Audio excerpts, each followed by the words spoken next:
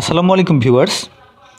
আমরা অনেকেই হয়তো আমাদের ফ্যাক্টরির জন্য অথবা কোনো কমার্শিয়াল বিল্ডিংয়ের জন্য অথবা বাসাবাড়ির জন্য সাব স্টেশন বসানোর প্রয়োজন পড়ে।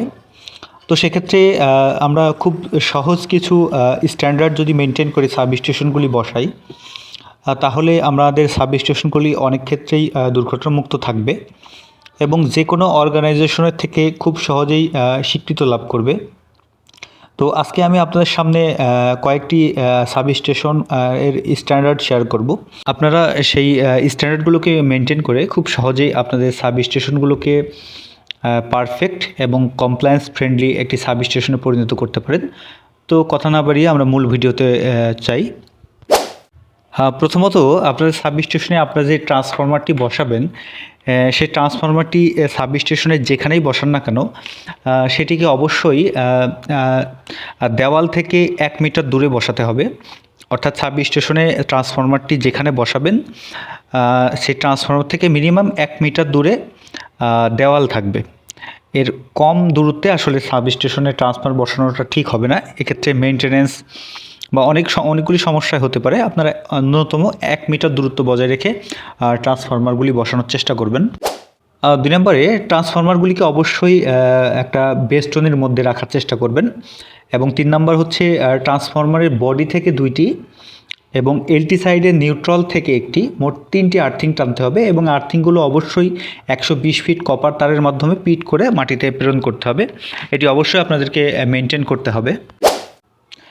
এরপরে 4 নম্বরে হচ্ছে আপনি যেই আর্থ পিটটি করলেন বা যেই আর্থিংটি করলেন, সেটির রেজিস্ট্যান্স অবশ্যই 1 ওহমের নিচে থাকতে হবে। 1 ওহমের বেশি থাকলে আসলে আপনার স্ট্যান্ডার্ড ফেল করবে। তো অবশ্যই আপনারা যেই আর্থিং পিটগুলি বসাবেন, সেটির রেজিস্ট্যান্স অবশ্যই 1 ওহম এর নিচে থাকতে হবে। এবং 5 নম্বরে যদি আমরা দেখি, এইচটি, এলটি, পিএফআই এগুলো সবগুলোর জন্য আলাদা আলাদাভাবে 120 ফিট এর পিট করতে হবে। আপনি সবগুলো একত্রিত করতে পারবেন না, প্রত্যেকটির জন্য আলাদাভাবে স্পেসিফিকভাবে আপনাকে পিট করে বসাতে হবে।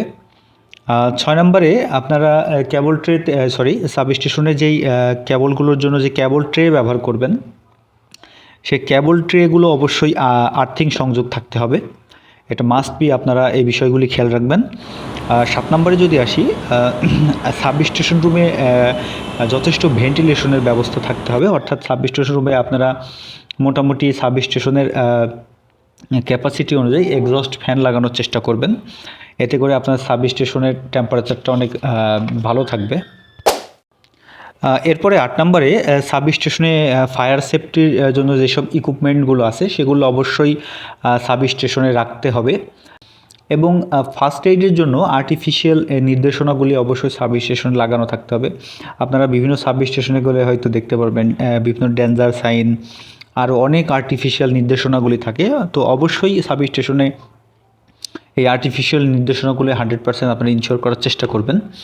9 নম্বরে আপনার সাবস্টেশনের ক্যাপাসিটি অনুযায়ী সঠিক মানের সিটিপিটি বসাবেন। আপনারা কখনোই উল্টাপাল্টা সাইজের কোনো সিটিপিটি আপনার সাবস্টেশনে লাগাবেন না। এবং সর্বশেষ এবং 10 নম্বরে সেটা হচ্ছে আপনার সাবস্টেশনে একটা প্রপার এসএলডি করবেন।